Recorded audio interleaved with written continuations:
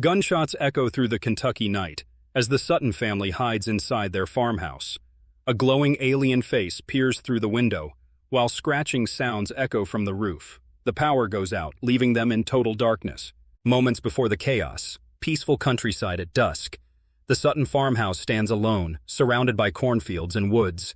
Everything feels calm. Too calm. Billy Ray Taylor goes out to fetch water from the well and spots a bright silvery object gliding silently through the sky before crashing into the woods behind the farm. Billy Ray rushes back into the farmhouse, shouting that he saw a flying saucer. The family laughs and brushes it off, until the dogs begin barking violently. Billy Ray and Lucky step outside with their rifles. The woods are dark and still, until a glowing silver creature appears near the trees, floating above the ground. They fire. The alien flips backward and disappears into the darkness, leaving no trace. The men run back inside, terrified. Tapping starts on the windows, then on the walls and roof. The family gathers in fear as faint giggles echo outside. Billy Ray shines a lantern and sees two glowing faces pressed against the glass. Gunshots rip through the silence again, but the creatures vanish like mist. The creatures return again and again through the night. They climb on the roof, scratch under the floorboards, and never seem to die. The night feels endless. Morning arrives. Police and military search the farm. Bullet holes everywhere, but no creatures, no tracks, and strange silver film on the trees. As night falls again, the scratching returns, and a strange whisper echoes outside. The morning sun crept across the fields, lighting up the bullet holes that pocked the farmhouse walls. Inside, the Suttons sat in silence, pale and sleepless. Every face told the same story: fear, disbelief, exhaustion. Billy Ray stared at the roof. "I heard it again," he whispered, "right before sunrise." A knock came at the door. The sheriff stood there, flanked by two uniformed officers. "Morning, folks. Mind if we take a look?" They entered carefully, their boots crunching on shattered glass and empty shells. The place looked like a battlefield. "Something sure spooked you all," said the sheriff. "Let's find out what." Outside, police walked the grounds, tracing paths through the wet grass. One officer crouched near the well where Billy Ray had seen the light fall. "Sheriff," he called, "you might want to see this." A silvery patch coated the dirt around the base of the well, glinting faintly in the sun. It wasn't metal. It was soft, like melted wax. The sheriff poked it with a stick. It broke apart, vanishing into dust. "What do you reckon that is?" asked one deputy. The sheriff frowned. "I don't reckon I've ever seen anything like it." Reporters soon arrived, their cameras clicking and notebooks ready. "Aliens in Hopkinsville," one joked. "You folks shooting at ghosts?" Lucky glared at them. "You go out there at night and tell me it's a ghost." Billy Ray, standing behind him, muttered, "They were real. I saw their faces." The sheriff tried to calm everyone down, but rumors were already spreading across town. By noon, dozens of curious people lined the road, whispering and pointing at the farmhouse. That night, news of the Little Green Men made its way into every Kentucky radio broadcast. That evening, a small group of soldiers arrived from nearby Fort Campbell. They carried Geiger counters, cameras, and notebooks. "Just routine checks," one said, but the hum of their instruments told another story. As they swept the area, one device began to buzz loudly near the tree line. The reading spiked, then dropped back to 0. The soldiers exchanged glances. Maybe electrical interference? But there were no power lines for miles. Inside, the Suttons gave statements. "It wasn't one of them," said Mrs. Sutton. "There were many. I saw 3, maybe 4. They'd float, like they weren't heavy," added Billy Ray. "And when we shot them, they'd vanish, just gone." The soldiers listened, expressionless, jotting down notes. One leaned over to another and whispered, "Hallucinations, maybe?" But when the wind howled through the open door, everyone turned sharply, because for just a second, a faint metallic tapping echoed on the porch roof. That night, as the investigators packed up, the sheriff stood by his car. "You think they're telling the truth?" one deputy asked. The sheriff looked back at the house. "I think something scared those people near to death. I don't know if it was from this world."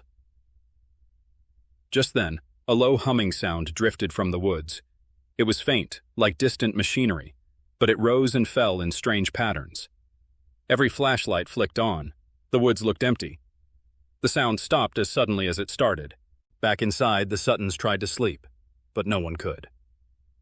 The children huddled together, whispering.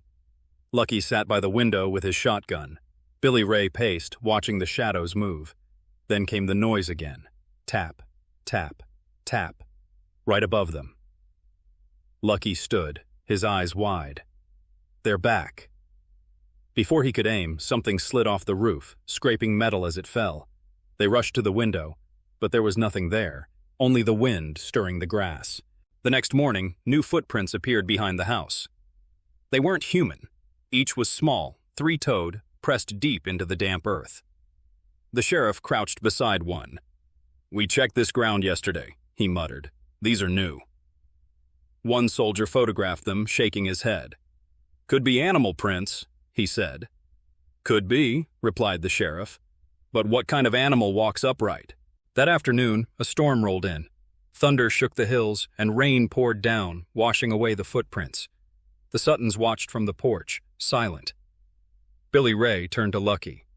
"If they come again tonight, I'm leaving." Lucky didn't answer. He just stared toward the woods. Then, through the rain, came a flash of light. Bright, blue-white, hovering low above the treetops. It flickered twice, then vanished. Night fell once more. The rain stopped, leaving the world dripping and silent. Inside, everyone sat with their backs to the walls, listening. Every creak felt alive. Then, the dog growled. A deep, trembling growl. Something moved outside, slow and heavy. Billy Ray whispered, "They're here again." He stepped toward the window with his lantern, heart pounding. Outside, in the darkness, a dozen yellow eyes blinked all at once. The lantern slipped from his hand, crashing to the floor. The light went out, and the farmhouse plunged into blackness. The farmhouse was silent again, but this silence wasn't peace. It was waiting. Lucky held his breath, straining to hear through the darkness. The rain had stopped, yet something tapped gently against the back window like a finger testing glass. "Billy," Lucky whispered, "don't move the light." The faint shape of Billy Ray crouched by the door. His hand trembled around the shotgun, finger just inches from the trigger. Then came that sound again. Soft scraping, metal against wood. It wasn't wind. It was intentional. Lucky lifted the curtain slowly. Outside, the yard was empty, except for one faint trail of footprints leading toward the barn. The prints glowed faintly, as though dusted with light. "Sheriff said they were gone," muttered Billy Ray. "They're not gone." Lucky's eyes narrowed. "Then we end it tonight." They moved toward the door, quiet and slow, hearts pounding in sync with the ticking of the old clock. The barn loomed like a black mouth against the gray sky. The wind made the door creak open just enough to reveal darkness inside. They entered. The smell of hay and damp wood filled the air. Every step echoed hollowly. Billy Ray's light caught something metallic on the ground, a small, twisted piece of silver, like part of a toy. Then, a noise, a whispering hum, rose from above the rafters. They froze. A small, glowing hand gripped a beam overhead. Billy Ray fired. The blast echoed through the valley. The creature dropped, landing with a dull thud, then darted away faster than a cat, slipping through the shadows and vanishing through a hole in the wall. They ran after it, stepping into the night air again, just in time to see two more shapes gliding across the field. The beings shimmered faintly, not walking, but floating, their movements jerky and unreal, like puppets underwater. Lucky whispered, "They're hunting in pairs." From the porch, Mrs. Sutton screamed, "They're all around the house!" The men turned back.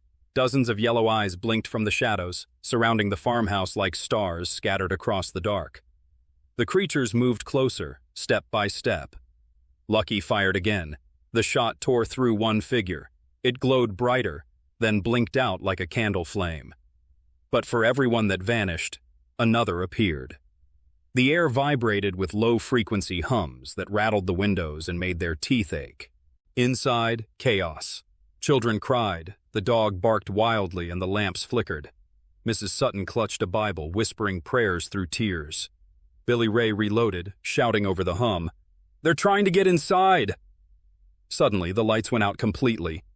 Only the pale glow from the creatures outside lit the room through the cracks. A shadow moved past the window. Then a metallic claw scratched slowly across the glass. Lucky yelled, "Down to the cellar! Everyone!" They rushed to the trap door, slamming it shut behind them.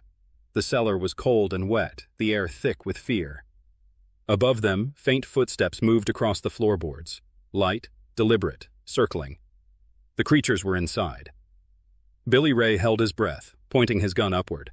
The sound of dripping water filled the silence until, thud, something heavy landed on the trapdoor. The old wood groaned. The noise stopped. Then, nothing but silence. Minutes passed, then an hour. The tension pressed down like a weight. Finally, Lucky opened the hatch. The living room was empty. The front door stood wide open, swinging gently. Outside, the fields were still, the night quiet again. But when he stepped outside, he noticed something strange. The trees beyond the barn swayed gently, though there was no wind. And from above, the clouds came a soft, pulsing light. The light grew brighter, spreading across the sky like liquid fire. It wasn't lightning, it was controlled, deliberate.